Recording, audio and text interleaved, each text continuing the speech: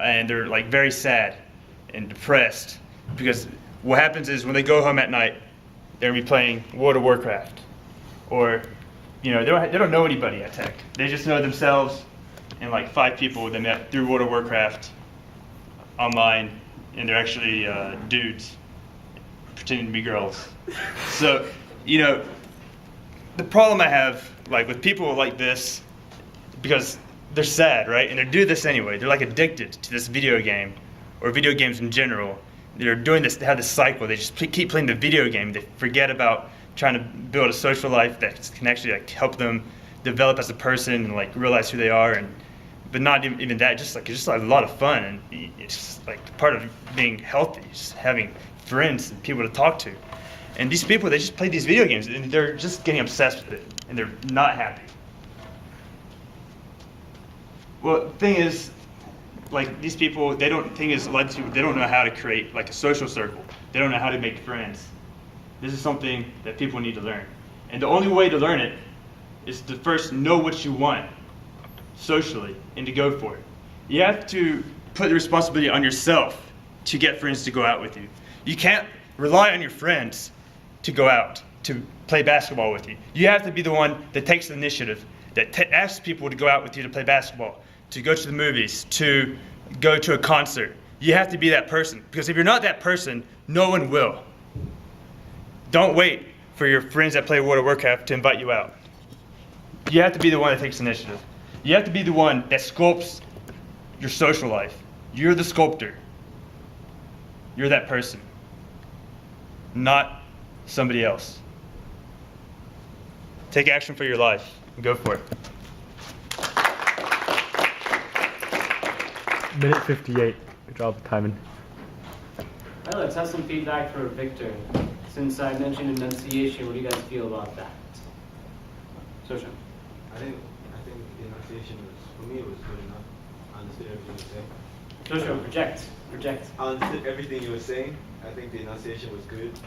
One thing I really liked about your speech was the way you changed the volume. You would go loud, and then you would quieten down. Then you go loud, and then you quieten down. That for me really kept me right. I mean, every time you go up, it's always entertainment, and I loved it. But this time was great. I really enjoyed it. When Victor went down in volume, Dustin, could you still hear him back there? Yeah, I still couldn't hear him. That's good. That's something to keep in mind as well, is when we drop that volume, we don't want it to be a whisperer. We still want it to be hearable, which was... That's something I challenge each of us, that when we go up to try to yokotain Victor, how he does his volume. It's very prevalent that how he does it, and that's how we should do it too, if appropriate. This money? Yeah. To begin, with content, very good. I love the this is the problem, this is the solution. It was very you. It was very inspiring in that regard.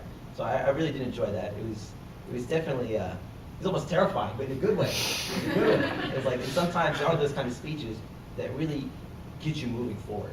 And sometimes it's more of a strict feeling than an inspiring feeling. You see what I'm saying? And I think you covered that extremely well.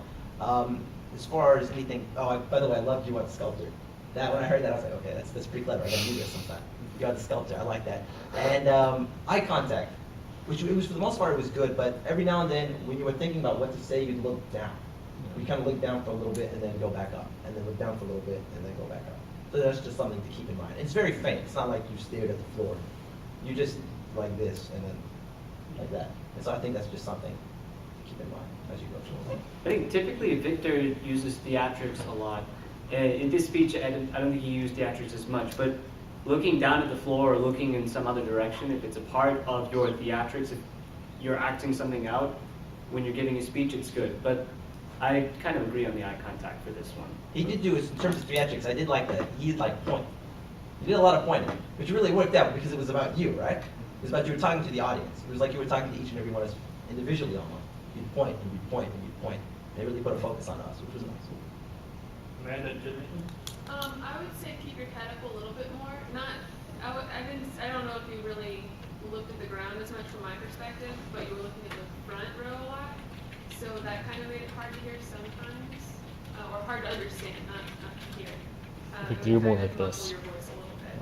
So I think that's the biggest thing for back here is keep your head up. Keep that head up and don't forget the bleacher creatures in the back. Yeah, that's really what it was. We didn't get a lot of standing, but we don't really agree with that. Victor, one challenge I have for you, I have the luxury of seeing a lot of your speeches, is let's give a style of speech a different tone. Your style of speech is always that in your face type. Assertive, Next time, let's see aggressive, more of somewhat. A very aggressive in your face, which again, that's your style. But let's see if we can try to give a speech about something soft.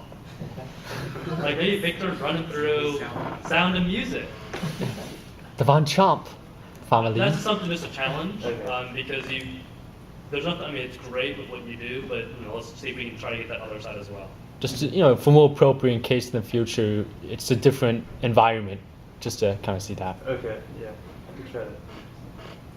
But I mean, I'd say we have good feedback about eye contact. I'd say head up as well, and we have the bleacher creatures in the back, enunciation. But let's try when we go up to Yokotei and Victor with his volume, because he does it pretty stellar. Can I just add on something you said really quickly? And this is kind of the idea about roles. In public speaking, there's a lot of different forms. Everyone has their own style, and we have to understand that, because everyone's speaking is different. That's fine. Public speaking is an art. Novel art is different. But there are different forms. Like a military instructor would have this kind of speech, while a motivator, like someone who comes up for a motivational speech, would talk like this. So there are different characteristics.